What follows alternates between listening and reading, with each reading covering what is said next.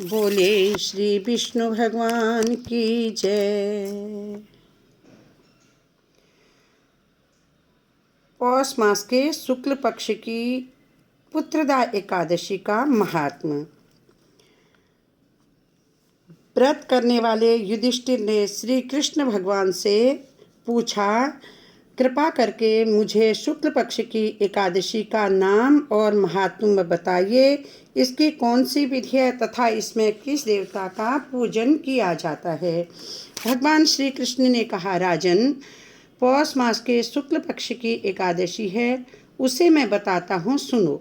महाराज, संसार की हित की इच्छा से मैं इसका वर्णन करता हूँ। राजन, पूर्वोक्त विधि से ही यत्न पूर्वक उसका व्रत करना चाहिए। जैसे सभी एकादशियों का व्रत करते हैं, वैसे ही पुत्रदा एकादशी का भी नियम पालन करना चाहिए।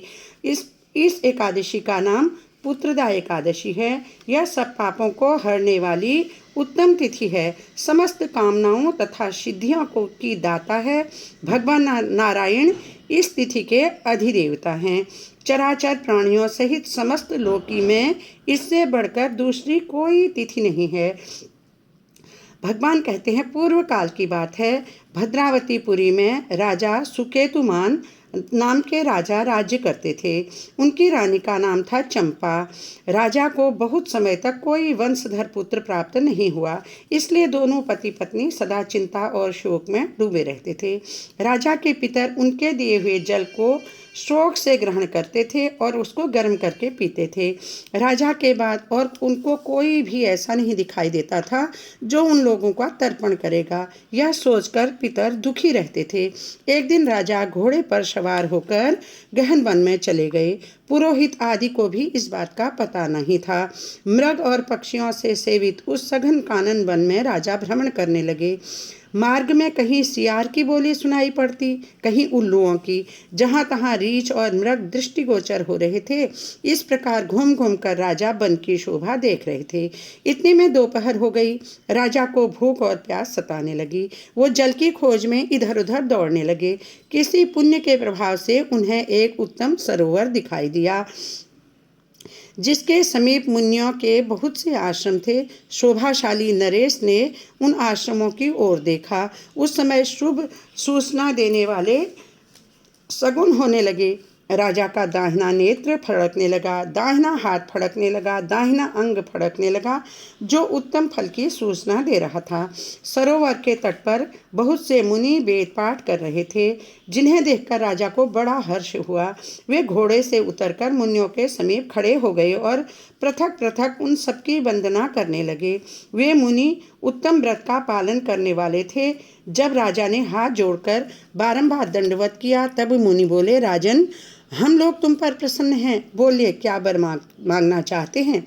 राजा बोले, आप लोग कौन हैं, आपके क्या नाम हैं तथा आप लोग किस लिए यहाँ एकत्रित हुए हैं, यह सब सच सच बतलाइएगा। मुनि बोले, राजन, हम लोग विश्वदेव हैं, यहाँ स्नान के लिए आए हुए हैं। माघ मास निकट आने वाला है।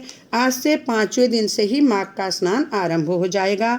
आज पुत्रदा नाम की एकादशी है, जो व्रत करने वाले मनुष्यों को पुत्र देती है।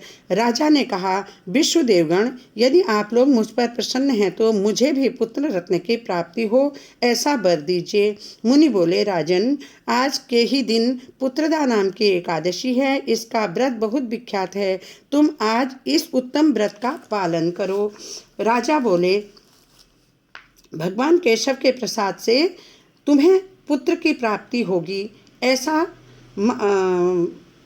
ये जितने भी वहाँ पर मुनि लोग आए हुए थे, उन्होंने राजा को आशीर्वाद दिया। भगवान कृष्ण कहते हैं, युधिष्ठिर, इस प्रकार उन मुनियों के कहने से राजा ने उत्तम व्रत का पालन किया। महर्षियों के उपदेश के अनुसार विधि पूर्वक पुत्रदा एकादशी का अनुष्ठान किया। फिर द्वादशी को पारायण करके मुनियों के चरणों में बारंबार नमस्कार किया। राजा अपने घर आए। तदंतर रानी को गर्भधारण हो गया। प्रसव काल आने पर पुण्य कर्मा राजा को तेजस्वी पुत्र की प्राप्ति हुई, जिसने अपने गुणों से अपने पिता को संतुष्ट कर लिया था। वह प्रजाओं का पालक था, इसलिए राजन, पुत्रदा का उत्तम व्रत अवश्य करना चाहिए।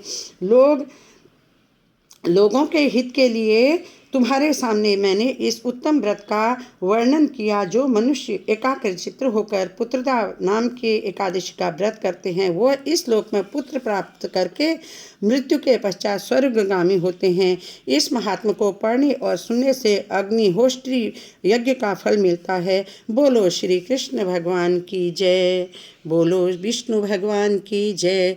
हरे कृष्ण कृष्ण कृष्ण हरे हरे, हरे राम राम राम हरे हरे। बोले श्री विष्णु भगवान की जय।